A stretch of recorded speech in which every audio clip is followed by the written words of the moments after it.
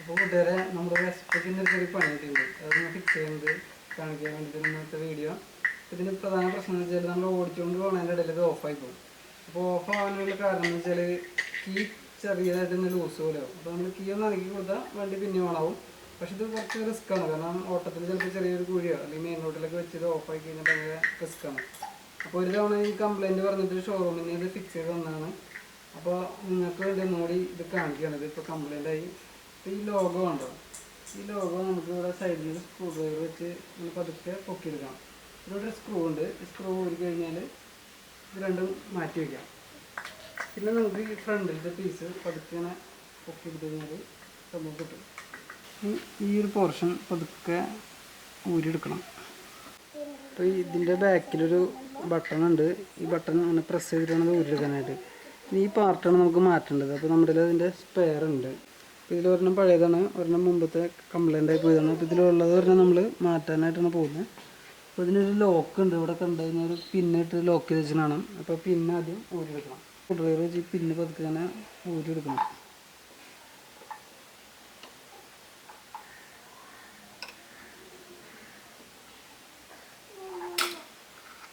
പിന്നെ ഊരിയെടുക്കുക.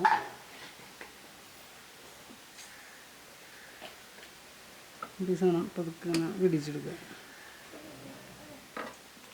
ഇവിടെ ഒരു കണക്ടർ ഉണ്ട്, അതിൻ്റെ അതുകൂടി ഊരി മാറ്റണം. അപ്പോൾ ഇതിൻ്റെ ബാക്കിൽ ഇങ്ങനെ പൊക്കിയിട്ട് ഇങ്ങനെ പതുക്കെ വലിച്ചു കൊടുക്കുക.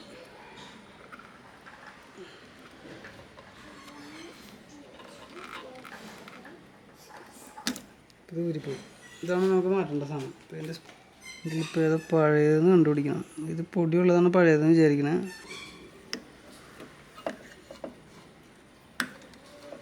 പ്രസ് ചെയ്ത് അങ്ങ് പിടിപ്പിക്കാം. ഇനി പിന്നെ നമുക്ക് ഫിറ്റ് ചെയ്യാം. ഇതിൻ്റെ ഫ്ലാറ്റ് സൈഡ് ലെഫ്റ്റും കർവ് വരുന്നത് റൈറ്റിലും വരുന്ന പോലെയാണ് നമുക്ക് സെറ്റ് ചെയ്യേണ്ടത്. ഇട്ട് നോക്കാം. നമുക്ക് കുറച്ച് ടാസ്ക്കാണ്. കയ്യിൽ നിന്ന് മിസ്സൈൻ്റെ ഉള്ളിൽ പോയി കഴിഞ്ഞാൽ മൊത്തം അഴിക്കിട്ട് വരും. അപ്പോൾ നമ്മൾ ആ പിന്നെ അതിൻ്റെ ഉള്ളിൽ സെറ്റ് ചെയ്തിട്ടുണ്ട്. ഇനി ലോക്ക് നമുക്ക് കയറ്റിടാം.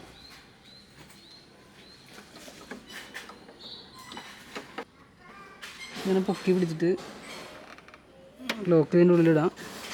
എന്നിട്ട് പിന്നെ പ്രസ്സാക്കണം. ഇച്ചിരി റിസ്ക്കാണ്, എന്നാലും നോക്കാം.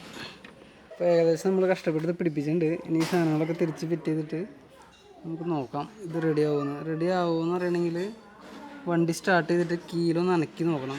കീ ലൂസാവുന്നുണ്ടെങ്കിൽ സീനാണ്. അപ്പോൾ നമുക്കൊന്ന് ഓണാക്കി നോക്കാം.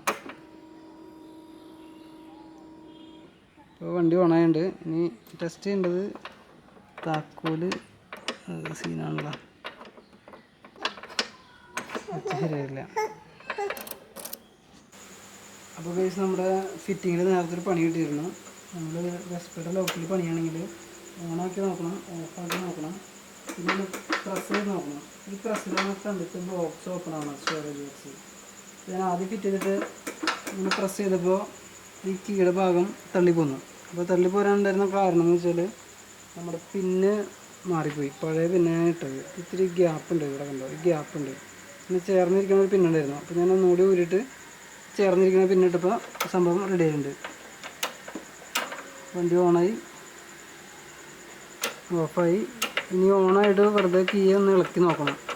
അപ്പോൾ വണ്ടി ഓഫാകാൻ പാടില്ല. കീ ഇളക്കിയാലും വണ്ടി ഓഫാകാൻ പാടില്ല. അപ്പോൾ ഏകദേശം സെറ്റായിട്ടുണ്ട്. നമുക്ക് വേണമെങ്കിൽ തിരിച്ച് പിടിപ്പിക്കാം. ഫ്യൂസിൻ്റെ സെറ്റ് നമ്മൾ പിടിപ്പിക്കാൻ പോകുന്നു. അപ്പോൾ അത് സെറ്റായിട്ടുണ്ട്. അധികം പണിയൊന്നുമില്ല. കവർ ഫിറ്റ് ചെയ്യണം, സ്ക്രൂ ഇടണം, അതിൻ്റെ ലോഗോ സെറ്റ് ചെയ്യണം.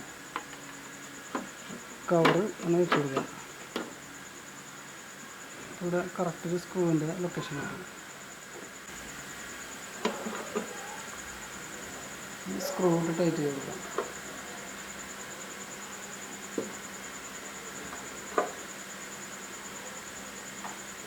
ടൈറ്റ് ആയിട്ട് നോക്കണം. ഈ ലോഗോ വെച്ചിട്ട് പ്രസ് ചെയ്ത് കൊടുക്കാം. സെറ്റായി. ഇത്രയും പണിയുള്ളൂ. വണ്ടി സെറ്റായിട്ടുണ്ട്. പിന്നെ ഇങ്ങനത്തെ പണിയൊക്കെ എടുക്കുന്നവർ ഗ്ലൗസൊക്കെ ഇടണമെങ്കിൽ നല്ലതാണ്. കയ്യിൽ അവിടെയൊക്കെ പെയിൻറ്റ് പോലെ ചാൻസ് ഉണ്ട്. അപ്പോൾ പണി സക്സസ് ആയിട്ടുണ്ട്.